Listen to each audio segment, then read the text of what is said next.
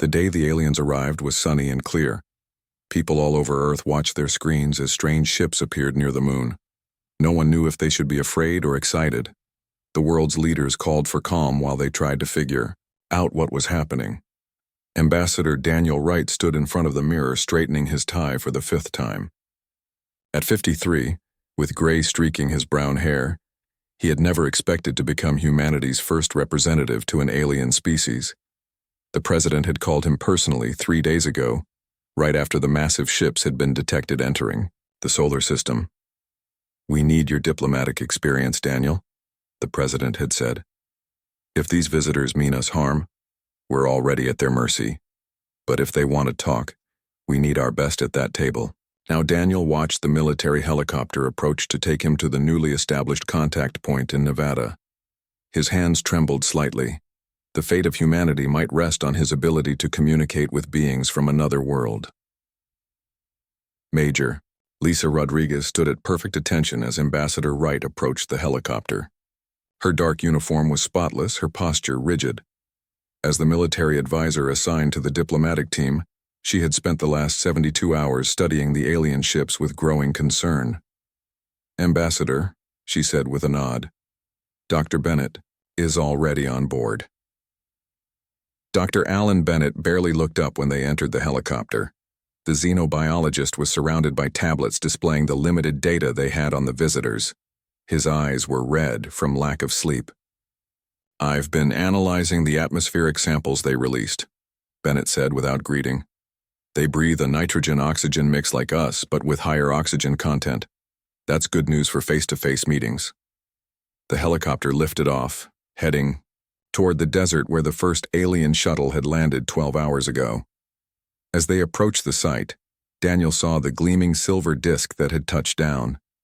It was smaller than he expected, perhaps 50 meters across. A perimeter of soldiers surrounded it, though everyone knew their weapons would be useless if the aliens decided to attack. "They call themselves the Galactic Concord," Bennett explained as they descended. "At least that's the closest translation our computers could manage from their initial communication." The meeting area had been set up halfway between the human perimeter and the alien craft.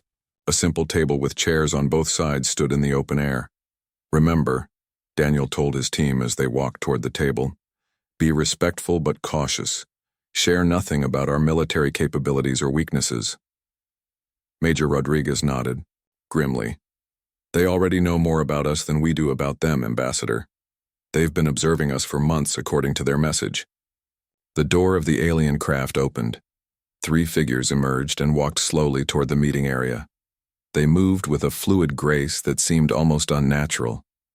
Daniel's first thought was how similar they looked to humans, and yet how different.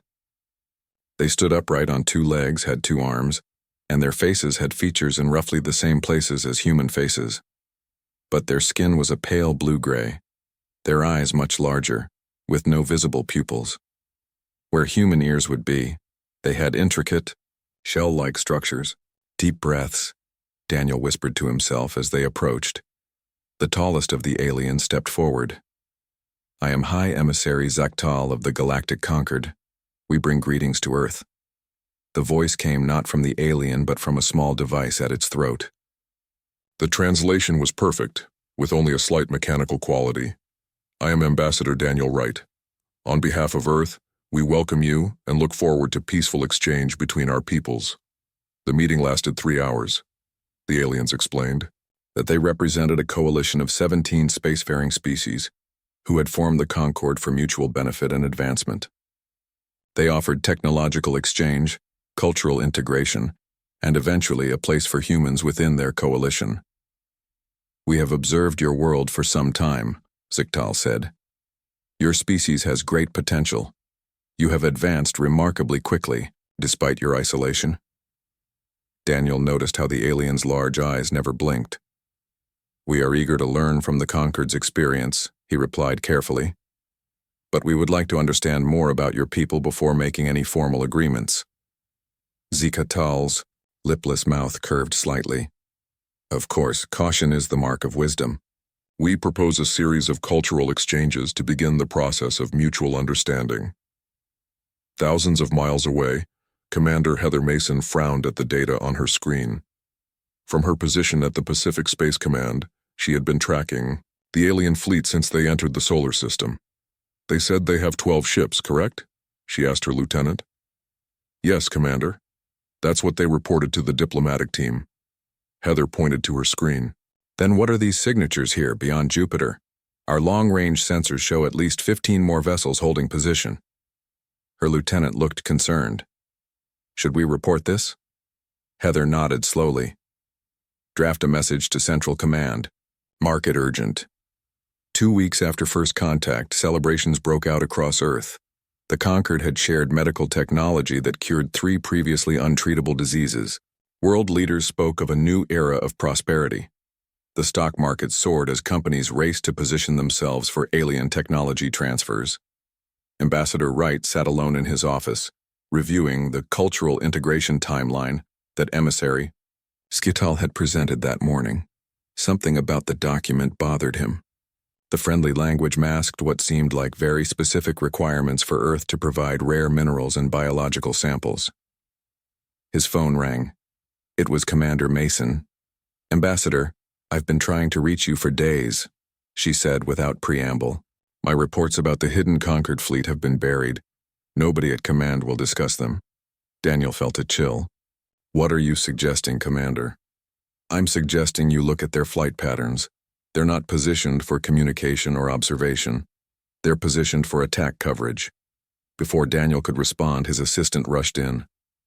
Ambassador, the President is on his way.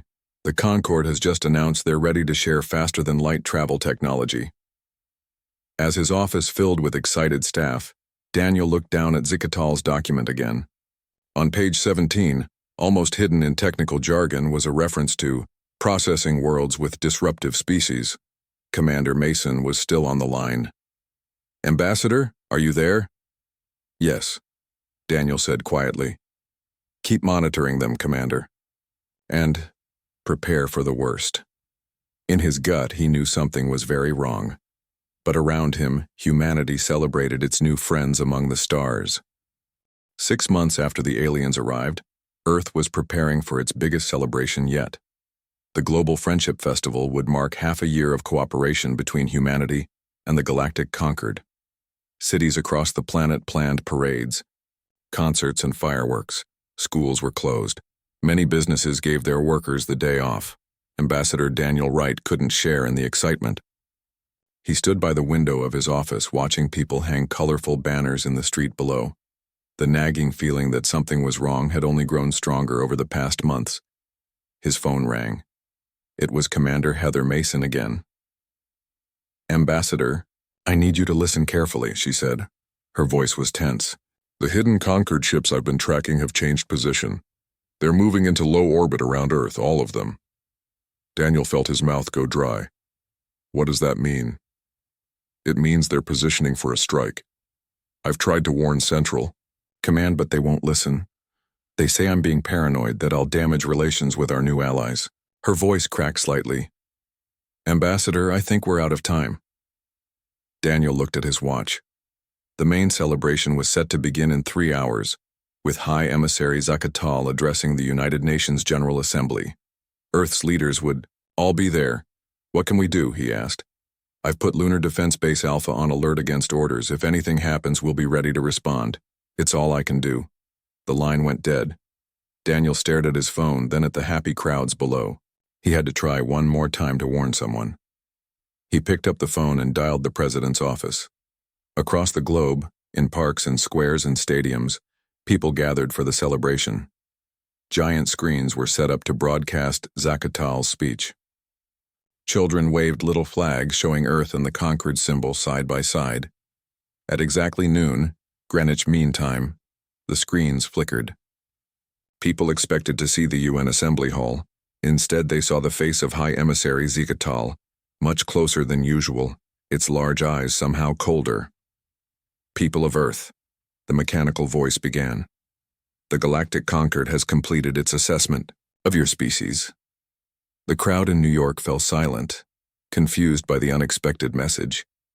Your biological and cultural patterns have been classified as disruptive to galactic harmony.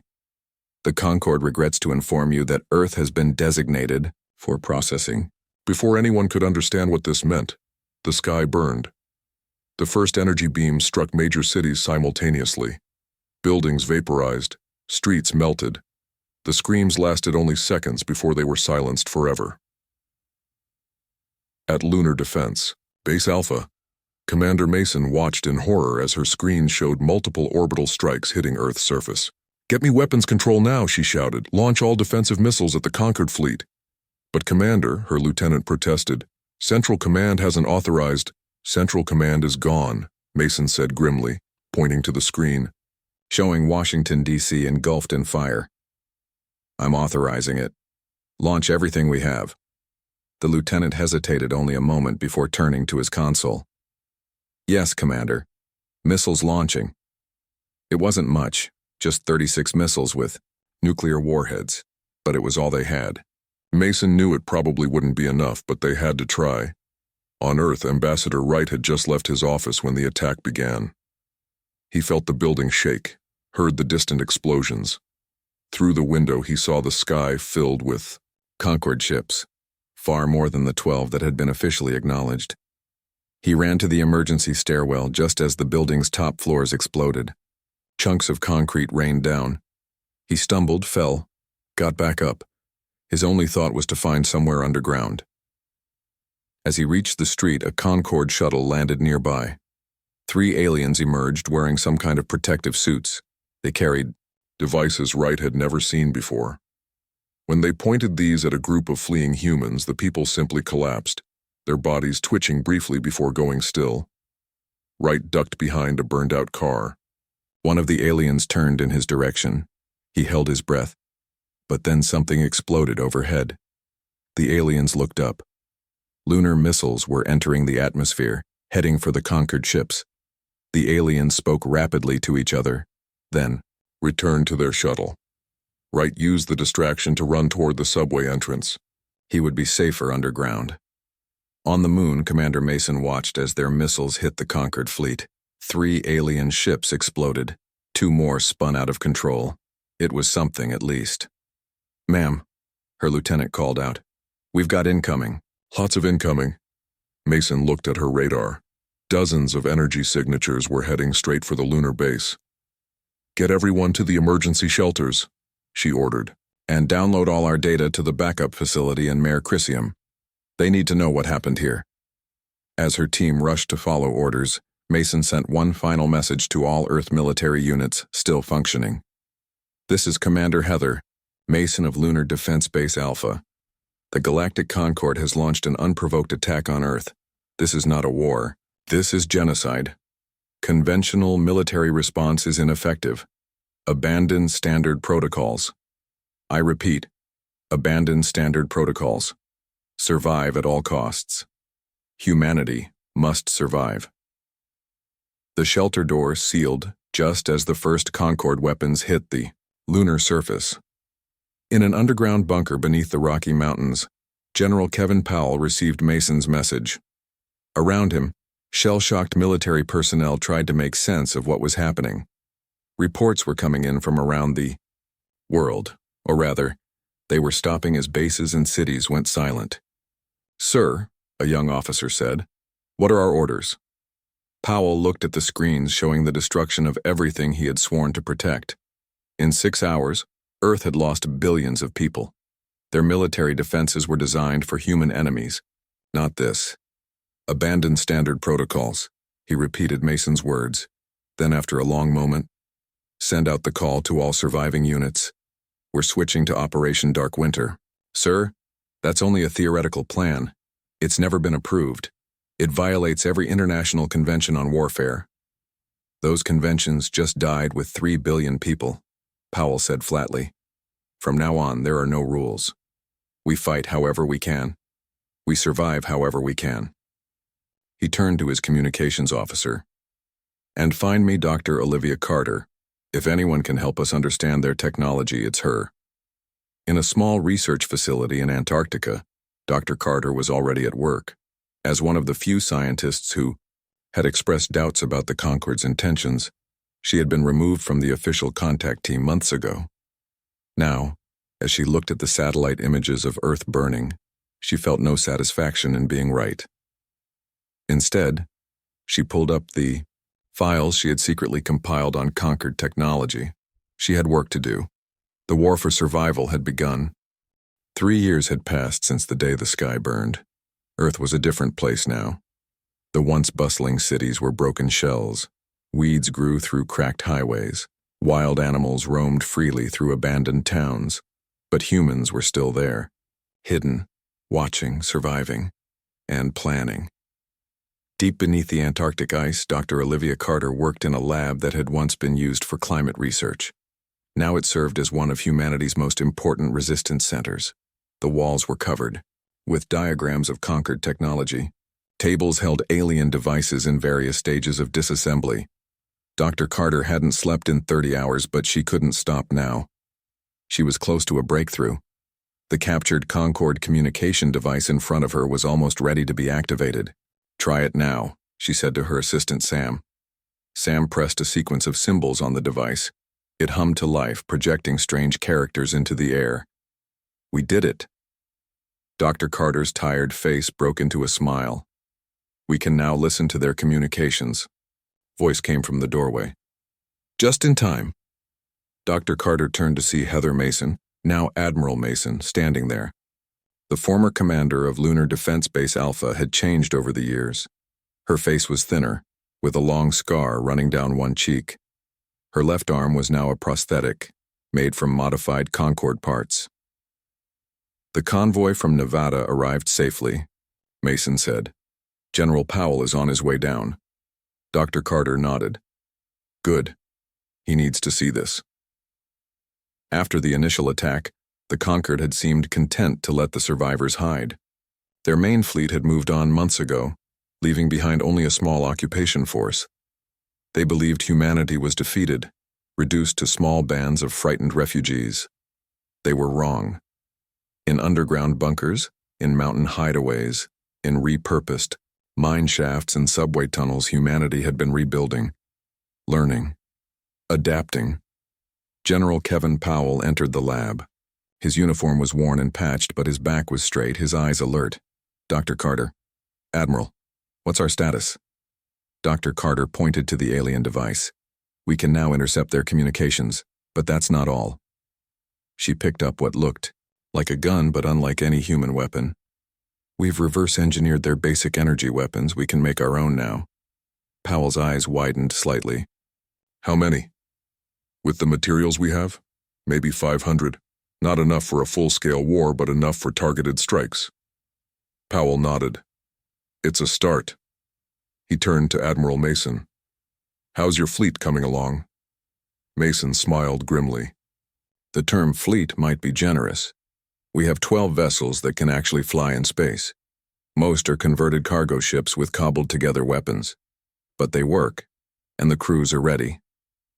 Powell looked at the map of Earth displayed on a large screen. Red dots showed Concorde bases. Green dots showed human-resistant strongholds. The green greatly outnumbered the red. "They think they won," Powell said softly. "They think we're just hiding, trying to survive. They don't realize we're getting ready to hit back." 1,000 miles away, in the ruins of what had once been Chicago, John Diaz led his team through the empty streets. The 5 men and women moved silently, their homemade camouflage blending with the urban decay. Each carried a mix of human and alien weapons. "There," John whispered, pointing to a small building that had once been a convenience store. Now it served as a Concorde monitoring station. 2 aliens stood outside, their blue-gray skin looking almost luminous in the evening light. "Remember?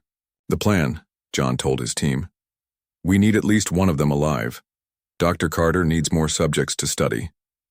The team spread out surrounding the small station. John checked his weapon, a modified shotgun loaded with special shells designed to penetrate Concorde armor. He gave the signal. The team moved in. The fight was brief and one-sided.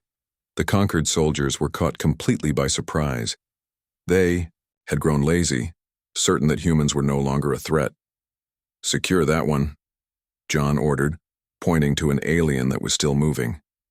Pack up everything inside. We move out in 5 minutes. As his team worked, John looked up at the sky. Somewhere, up there, the main conquered fleet was traveling between stars, probably attacking another world. They thought they had left Earth as just another conquered planet. They would soon learn their mistake. In the Pacific Ocean, aboard a submarine that had survived the initial attack, Admiral Mason stood on the bridge. Around her, sailors operated, equipment that was a strange mix of human and alien technology. The submarine had been modified extensively. It could now leave the water and, for brief periods, even leave Earth's atmosphere. It wasn't pretty, and it violated every engineering principle taught in human schools, but it worked. All vessels report ready, Admiral. Her second-in-command reported. Mason nodded. Commence Operation Ghost Ship. Across Earth's oceans, 11 other vessels like hers began to move. Their mission? To attack a Concord supply depot hidden in the asteroid belt. It would be humanity's first offensive action since the genocide began. Back in Antarctica, Dr. Carter received the encrypted message that the fleet had launched. She turned to General Powell. "It started," she said simply. Powell nodded. "Now we find out if all our work has paid off." He looked at the broken piece of conquered technology that had provided their biggest breakthrough. "They think their greatest advantage is their technology, but our greatest advantage is something they don't understand." "What's that?" asked Sam, who was still young enough to look up to the general with awe. "Desperation," Powell answered. "When a species tries to exterminate humans, we stop playing by the rules. We stop worrying about ethics or protocols or the right way to do things. All that matters is survival and then revenge." Dr. Carter nodded. "They expect us to behave according to the patterns they've seen on other worlds they've conquered. But humans are different. We don't surrender." Outside the lab, in a large cavern converted into a training area, hundreds of survivors were learning to use the new weapons. They were ordinary people once: teachers, plumbers, office workers, students. Now they were soldiers in humanity's last army. A young woman named Ella practiced with a captured Concord rifle. 6 months ago, she had been a college student. Then the aliens had killed her family while she hid in a storm drain. Now she was one of Dr. Carter's most promising weapons testers. "Remember," the instructor called out to the group, "their bodies are physically weaker than ours. If you get close enough, even bare hands can kill them. Don't be afraid, they should fear you." Ella nodded, her face set with determination. Fear had no place in this new world. The time for fear was over. The time for vengeance had begun. 5 years after the Concord attack, the asteroid belt between Mars and Jupiter became a battlefield. Admiral Mason's small fleet of 12 hybrid ships hid among the rocks, waiting. Their target was in sight, a massive Concord supply depot that served as a refueling station for ships patrolling what the aliens still considered a pacified Earth. "All ships in position," reported Mason's communications officer. Admiral Mason nodded. She looked at the display showing the depot. It was guarded by only 3 Concord warships. The aliens had grown comfortable, certain that humans posed no threat this far from Earth. "Commence attack," she ordered. "Follow the plan exactly." The 12 Earth ships emerged from hiding simultaneously. They looked nothing like proper military vessels. Some were old cargo haulers with weapons bolted to their hulls. Others were cruise ships with their luxury decks converted to fighter bays. But they all carried Dr. Carter's latest weapons, energy cannons reverse-engineered from Concord technology. The Concord guards responded slowly, confused by the appearance of human ships so far from Earth. By the time they realized what was happening, 4 of Mason's ships had already attached themselves to the depot's docking bays. "Boarding teams away," reported the officer. "Estimate 20 minutes until they secure the primary storage sections." Mason watched as the remaining 8 ships engaged the Concord warships. 2 of her vessels were hit badly. 1 exploded. But the others pressed the attack, moving in patterns the Concord had never seen before. Humans didn't fight like any species the Concord had encountered. They took risks no rational being would take. 30 minutes later, the battle was over. 2 of the 3 Concorde warships were destroyed. The third had fled, and the supply depot was in human hands. Casualties? Mason asked. 47 dead, 83 wounded. But we got what we came for. Mason closed her eyes briefly, honoring the fallen. Then she straightened her shoulders. Begin loading the supplies. I want everything we can carry, then set the charges. For the first time since the genocide began, humans had won a significant victory in space. Back on Earth, Dr. Carter received word of the successful raid. She was in her lab, working with a captured Concorde soldier. The alien was sedated, connected to various monitoring devices. Beside her stood General Powell. They did it, she said, looking up from her work. Mason's fleet captured the depot. Powell nodded, allowing himself a small smile. How long until they return? 3 days if they aren't pursued. Dr. Carter turned back to her work. Just in time to see if my theory is correct. She gestured to the alien on the table. I've been studying their neural structure. The conquered species rely on implants in their brains to process sensory information. It's why their technology is so advanced. They're directly connected to it. She pointed to a small device attached to the alien's head. But these implants have a weakness. They can't handle certain types of sensory input that humans process easily. Specific combinations of light, sound, and electromagnetic pulses can overload their systems completely. Powell's eyes widened as he understood. You're saying we can build a weapon that would incapacitate them but leave humans unaffected? Exactly.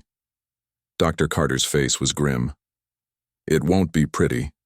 It will essentially cause their neural implants to malfunction, creating intense pain and confusion. But it will work. 5 days later, John Diaz led a team into what had once been San Francisco. The ruined city was now a major Concorde outpost with hundreds of aliens living in structures built atop the human ruins. His team carried strange devices designed by Dr. Carter, the first prototypes of what she called neural disruptors. Remember, John told his team, switch these on when I give the signal, then put in your earplugs. The effect won't hurt us, but the noise will be intense. They positioned themselves around the main alien gathering area, a former plaza where at least 50 Concorde soldiers were visible. John checked his watch. It was time. Now, he said into his radio. All around the plaza, the devices activated. Nothing seemed to happen at first. Then suddenly every alien in sight began to convulse. Some fell to the ground. Others ran in confused circles. A few clawed at their own heads in obvious agony. Not a single human had to fire a shot. Within minutes, the entire Concorde outpost was in chaos. Move in, John ordered. Secure their weapons and communication devices, according to the plan. This scene repeated across the globe as resistance cells activated similar devices in every major conquered stronghold on Earth.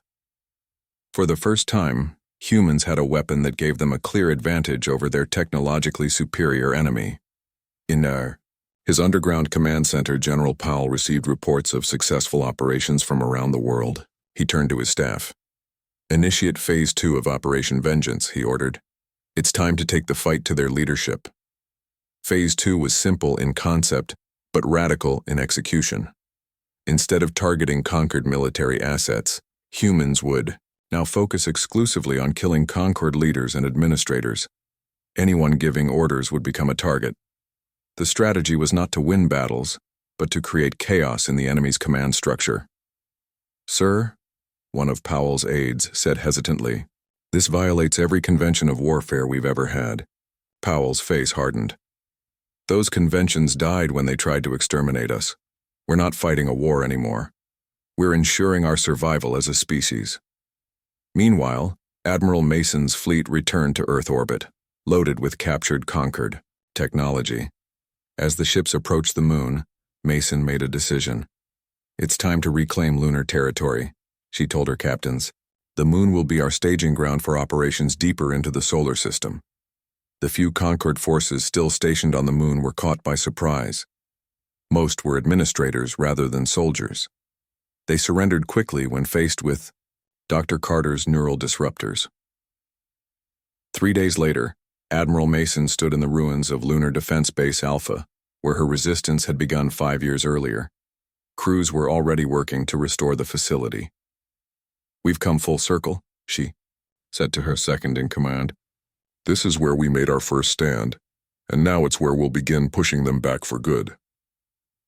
On Earth, Ella, now a resistance leader herself, led a team that hijacked a Concord communication relay. Following Dr. Carter's instructions, they modified it to broadcast across the Concord's network. For the first time, footage of successful human counterattacks spread throughout the galaxy. Other subjugated species saw humans fighting back against the supposedly invincible Concord. "Let them see," General Powell said when told of the broadcast. "Let them all see that the Concord can bleed." The tide was turning. After 5 years of hiding and rebuilding, humanity was taking back what was theirs. And they were doing it not by following rules of war, but by changing the game entirely. The Concord had made a fatal error. They had left enough humans alive to learn, to adapt, and now to strike back without mercy. 7 years after the Concord's attack on Earth, humanity was no longer hiding. The time for mere survival had passed. Now it was time for vengeance. Admiral Heather Mason stood on the bridge of her flagship, the Retribution. The vessel had once been a luxury cruise ship. Now it was armored with salvaged Concord metals and armed with weapons based on their technology, but improved by human engineers. Around her, a fleet of 30 ships prepared to jump to faster-than-light travel. Dr. Carter had finally unlocked the secrets of Concord FTL drives, allowing humans to strike beyond the solar system for the first time.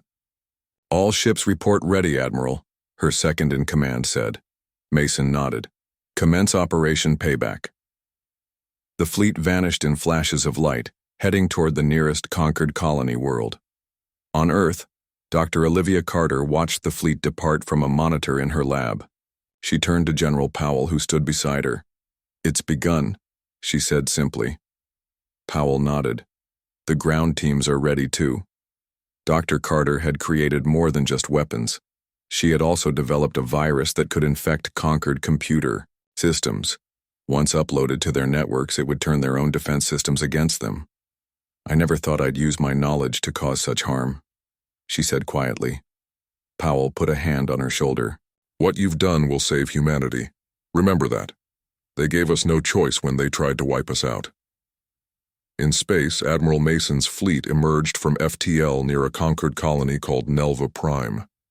It was a major agricultural world that supplied food to many Concord military bases.